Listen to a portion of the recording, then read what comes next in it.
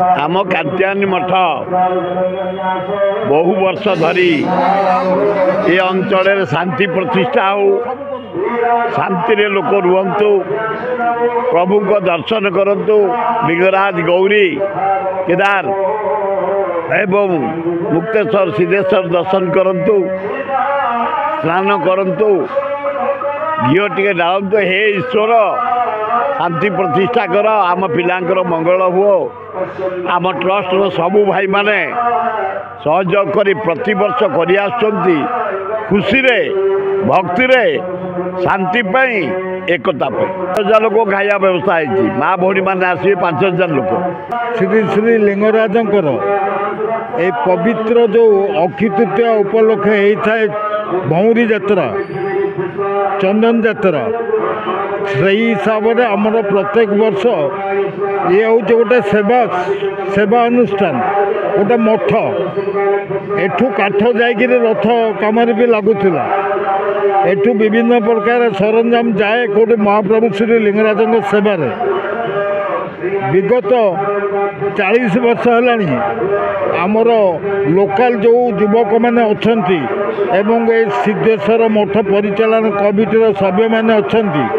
समस्त सहयोग आमर यहाँ 3 दिन व्यापी विश्व शांति महायज्ञ मना हो बाबन चंद्र मठर मेम्बर दीर्घ 79 मसीहा 78 मसीह ये मठ चाली रही माँ कात्यायनी ठाकुराणी ऊपर रोच पूजा पाँच ये हूँ सिद्धेश्वर मठ आठी यज्ञटी बर्तमान हूँ 33 वर्ष यज्ञ आम चलला ये जो यज्ञटी हुए विश्वशांति यज्ञ देश विश्व आम मान समस्त कल्याण पाई आम यज्ञटी करूँ। नारायण दास आम घर हूँ तांडव कुंद प्रशासन विश्वशांति महायज्ञ ये आज नुह 33 वर्षर यज्ञ दीर्घ 33 वर्ष धरिक सिद्धेश्वर मठर इष्टदेवी भगवती कात्यायनी देवी हेतुकी कृपा और लिंगराज महाप्रभु केदारेश्वर गौरी देवी एपटे रहिले परशुरामेश्वर दैत्येश्वर एवं अन्यान्य देवता मानकर अपार कृपाल एकाम्र कानन ये हूँ गोटे बहुत बढ़िया जगह एपटे गुआझर रही सुंदर जल ता सहित सुंदर परिवेशटी बहुत वृक्षराजी एवं एते सुंदर भाव में यज्ञ कर्मटी आमर चलती से कथा को केवल वाक्य कहीहबनी। आज होती तार पूर्णाहुति दिवस 33तम विश्व कल्याण त्रिदिनात्मक स्वागत महायज्ञर आज होती पूर्णाहुति दिवस। सप्तशती चंडी गाहुति सरिले गत दिन श्रीमद भगवत गीतार गाहुति सरी सारी